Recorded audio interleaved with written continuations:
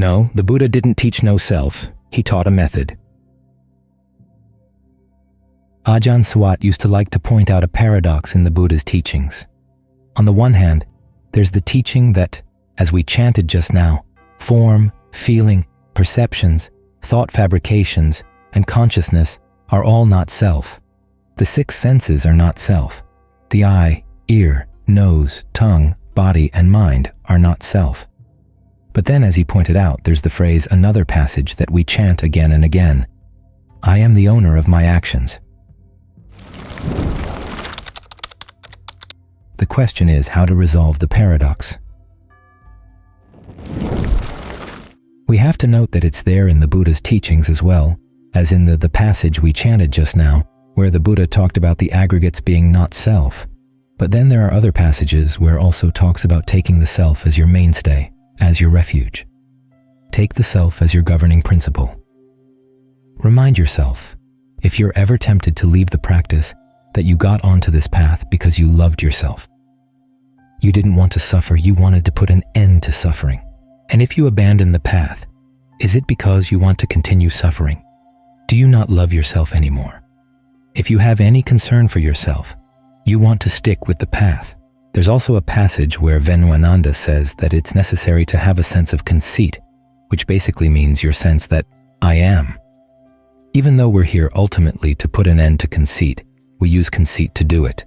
The sense that other people are capable of following this path. They're human beings. I'm a human being. If they can do it, why can't I? You need that conceit in order to practice. So what's going on here? First, we have to remember that the Buddha never taught that there is no self. You can't find that statement anywhere in the canon. He talked about not self, and he described certain things as being not self. Secondly, he never called not self a characteristic. Sometimes we hear that the Buddha taught the three characteristics of inconstancy, stress, and not self. But he never called them characteristics. He called them perceptions. Perceptions of self and not self. That should alert you right there. Something is up. Self is a perception. Not self is also a perception. And it's not the case that one of those is a conventional truth and the other an ultimate truth. Everything you say is a convention. Every perception is a convention. And these conventions have their uses at different times and places in the practice. It's good to see the perception of not self and the perception of self as value judgments. In other words, is something worth holding on to, worth identifying with? If so, when and where? How about things that are not worth identifying with? Again, when and where? After all, not all the Buddha's teachings are meant to be used all the time.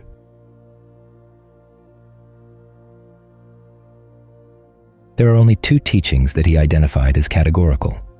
One is the principle that skillful actions should be developed and unskillful actions should be abandoned. The other is the Four Noble Truths. The first truth is the truth of suffering, which is clinging to the five aggregates of form, feeling, perceptions, fabrications, and consciousness. There's a duty with regard to that truth, which is to comprehend it. In other words, to understand it to the point of having no more passion, aversion, or delusion around suffering. The second noble truth, the cause or the origination of suffering, consists of three kinds of craving. Craving for sensuality, for becoming, for not becoming. The duty there is to abandon the craving. In other words, to develop dispassion for it. The third noble truth is the cessation of suffering, the fact that suffering does end when you abandon the cause. The duty there is to realize it. In other words, to have a direct experience of it. And finally, the fourth noble truth is the path that allows you to abandon craving. That's the noble eightfold path. The duty there is to develop it. These four noble truths are true all the way across the board. The question is, when and where do the perceptions of self and not self fit into those truths that are true across the board? The first thing to notice is the definition of suffering, the act of clinging to those five aggregates that we chanted about.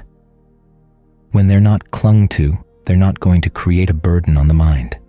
That means that the issue is the clinging. You have to remember that the passage we chanted just now was delivered to a group of monks who had already heard the first sermon the Buddha gave, describing the Four Noble Truths and their duties, So they were alert to the fact that the problem was the clinging to the aggregates. The problem was the craving. They still had some clinging. They still had some craving. So the purpose of the second sermon, which is what we chanted just now, was to help undo that clinging, to undo that craving. Look at all the things you might cling to and realize they're not really under your control. They change. They're uncertain and inconstant. Sometimes that word anicca is translated as impermanent, but it's not precisely what it means. It means to be inconstant. It's unreliable. So your body is unreliable. Your feelings, your perceptions, your thought constructs, and your consciousness are all unreliable. So, if these things are unreliable, why do you want to continue to cling to them? The answer usually is, what else is there? If you can't hold on to them, what can you hold on to? And the response to that, of course, is, why do you have to hold on to anything? How about a happiness that doesn't require holding on? As the Buddha said, when you see that that's a possibility, you see that these things are not worth holding on to. You let go. Then there's the experience of the deathless. All those monks who were listening to this discourse had had that experience. They'd had their first taste of awakening, so they had that point of comparison. But they still had some residual clinging, so that had to be taken care of. So the Buddha went over these 5 aggregates again, saying that even in their subtle forms, you have to let them go. But as for the question of whether there really is or is not a self, that was a question the Buddha put aside. He had a policy. There were 4 ways that he would respond to questions. One was to give a categorical answer to the questions that deserved that type of answer. In other words, an answer true across the board.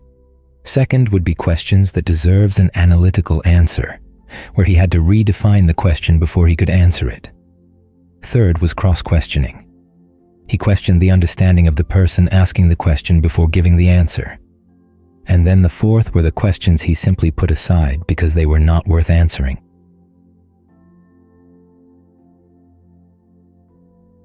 You probably know that passage in the canon where the Buddha compares certain questions to the questions that a person might ask a surgeon.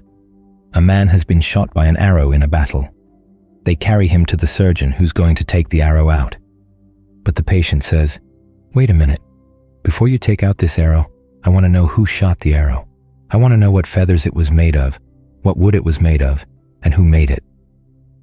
As the Buddha pointed out, if you try to answer all those questions, the man would die first. The questions simply get in the way of putting an end to suffering. And it turns out that of those 4 types of questions, the question of, is there a self or is there no self, was a question the Buddha put aside. It wasn't worth answering. He did that twice. Once, when he was asked directly by a wanderer from another sect, and then another time when he was talking to a group of monks, saying that questions of, who am I? What am I? Do I exist? Do I not exist? Are all not worthy of attention. Then the question, of course, is, which questions are worthy of attention? The answer is, those that deal in terms of the 4 noble truths. What is suffering? What's the duty with regard to it? What is its cause? What's the duty there? And so on. So those are the questions that the perceptions of not self and the perceptions of self are supposed to help answer. There was a time when the Buddha was talking about not self, and a monk came to the conclusion, well, if form, feeling, etc. are not self, then what self is going to be affected by what's done by things that are not self? In other words, he changed the teaching to a metaphysical one. There's no one doing the action, no one to receive the results of the action. The corollary to that, of course, is that you can do anything you want, because you can't be held responsible, and there's no one there to complain about how you treat them. The Buddha came down really hard on that monk. That was not the proper use of the teaching on not self. Instead, its purpose is to help develop dispassion, to help let go of your clinging. We're not here to decide whether or not there is a self. We're here to cure the problem of suffering. As long as you need a sense of self to develop the path, you use it. You use the perception of not self to disidentify with things that would pull you off the path, like you're doing right now. You're responsible for doing the concentration. You can't say, well, the concentration is not self, so I'm not responsible, I'm just watching it happen. You have to do it. It's something you develop. That's the duty there. So you accept that responsibility. The self, along the path, functions in 3 ways. There's the self as the producer, who actually does what needs to be done. That's the agent. Then there's the self as the consumer, the one who's going to reap the rewards. Finally, there's the self as the commentator, who comments on what the producer's doing and judges whether it's good enough or could be improved. These are the selves that you have to rely on, that are your mainstay as you practice. But as you get better and better at the concentration, better and better at discernment, there comes a point where you begin to see that these perceptions of self are no longer needed. That's when you apply the perception of not self, even to elements of the path. Both perceptions are strategies for the sake of putting an end to suffering when you use them right. Even in everyday life, your sense of self is a strategy for happiness, and you already have a sense of not self that you use strategically as well. There are certain things you just don't identify with. A thought comes into the mind, it's something that you wouldn't want to do, and you know it gives bad results. So you say, that's not anything I want to get involved with. That's a perception of not self. As for things that you do want to do, and you know will give good results, you identify with them. That's a thought I want to take on. I want to adopt that thought.